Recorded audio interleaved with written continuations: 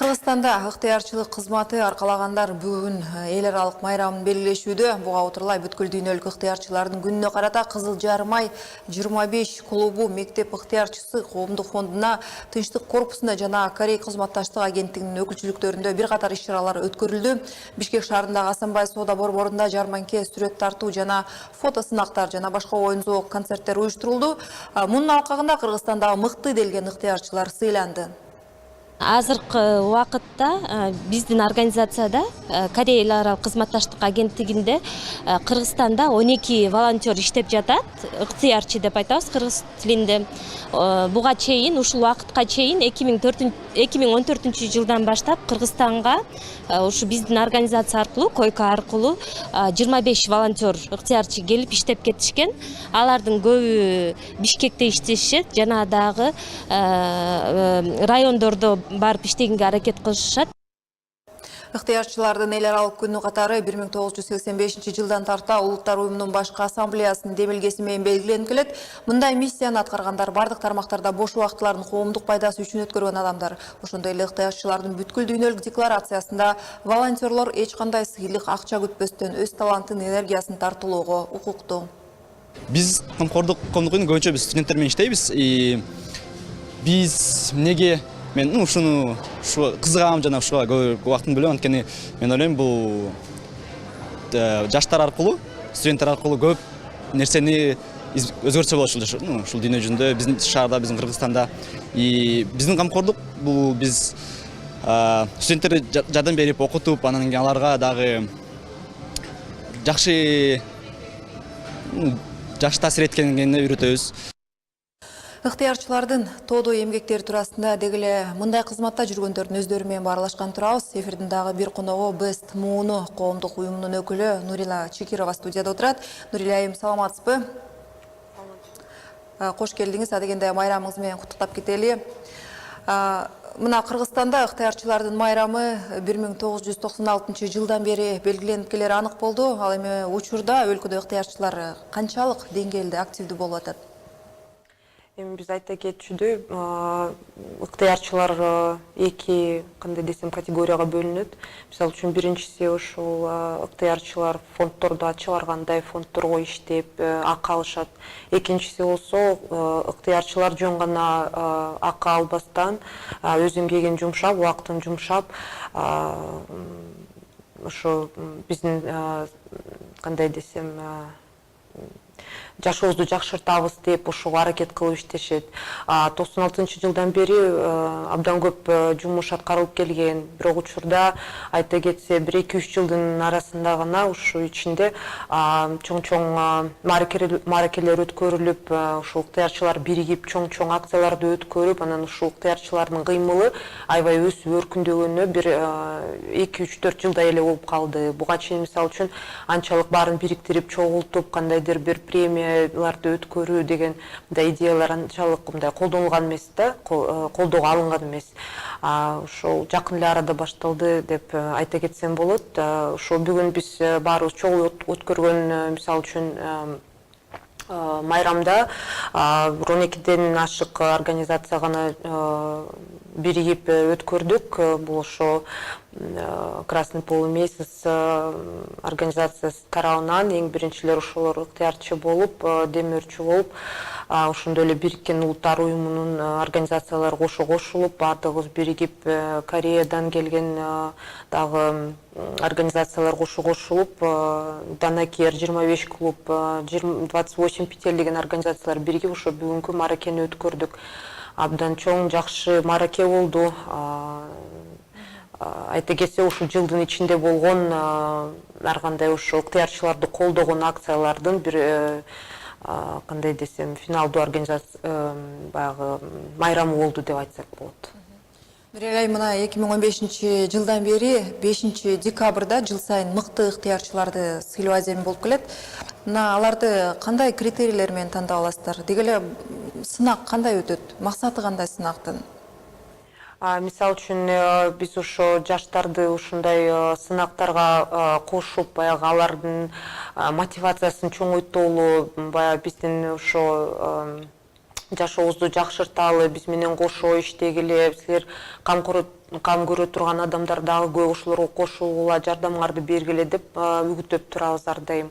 Анан ушундай мыкты ыктыярчы деген конкурсту жарыялаганыбыздын максаты эң негизгиси ошол биринчиден ушу ыктыярчылыкка көңүл буруу, баягы саясат тарабынан, адамдардан, коом тарабынан ушу бардыгы келип көрүп, ушундай ыктыярчылардын кыймылы өсүп өнүгүп атыптыр деп ошого үндөгөн. Эң биринчи максат ошол.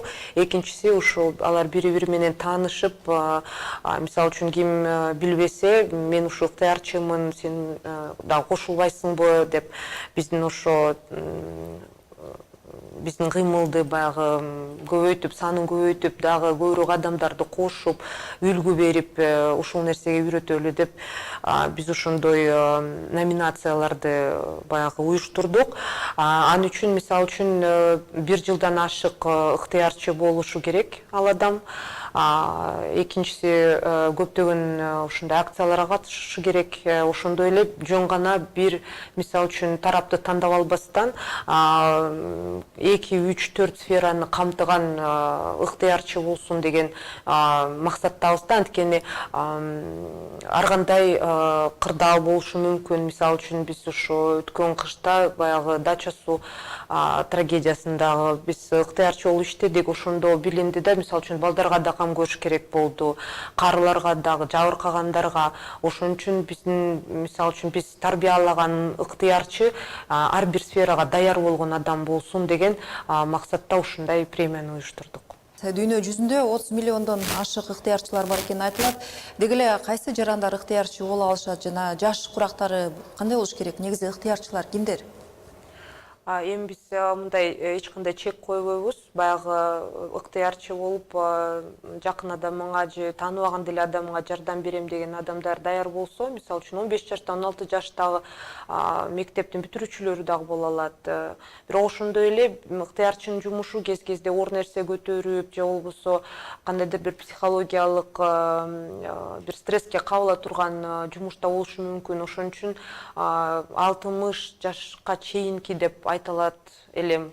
Кээде андан кийинкилер деле келишет, пенсионерлер деле келип жардам беришет дечи, бирок алар мындай аларды көбүнчө биз мындай кандай десем, оор жумуштарга катыштырбайбыз.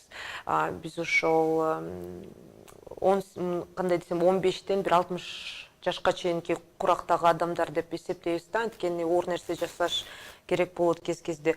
Ошондой эле биз ошо ыктыярчы болуш үчүн эч кандай бир улутка да бөлүнбөйбүз, динге да бөлүнбөйбүз. Биздики ошондой бир чектерибиз жок да. Ким кааласа ошол келип ыктыярчы боло алат. Мына Кыргызстанда билбегендер деле бар болуш керек. Айтсаңыз, ыктыярчы негизи кандай сапаттарга ээ болуш керек? Өлкөдө ыктыярчылык менен каражат тапса болобу?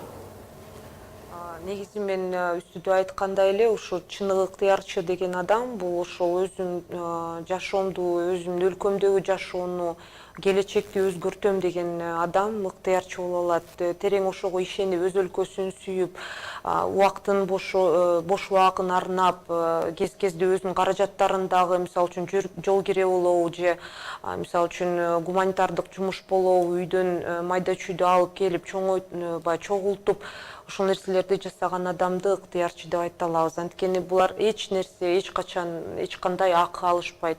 Кез-кезде, мисалы үчүн, чоң бир кандайдыр бир окуялар болсо, бардыгыбыз биригип, чогулуп неметкен, демөөрчүлөр болгондо кедет ысык тамак же ысыкча жөн эле адамдар келип ысык тамагын алып келип жардам берип колдоп жүрүшөт.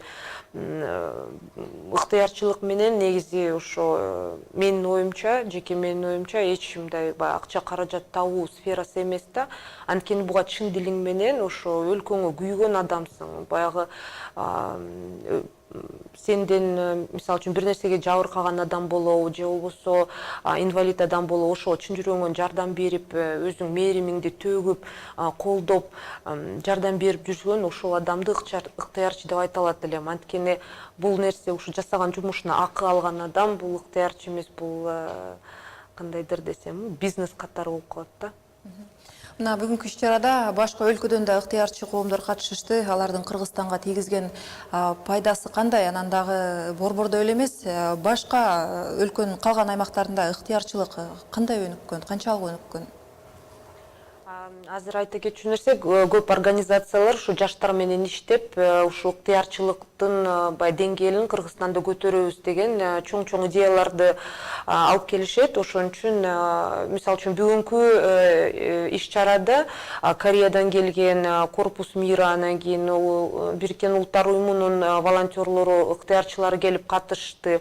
Бүгүн угуп отурсак, жапон тилинде да сүйлөштү, Корея тилинде да сүйлөшүп, англисчеде сүйлөшүп, биздин балдарды үгүттөп, студенттер келип, баары аралашып, ушундай сонун бир достук атмосферасы болду.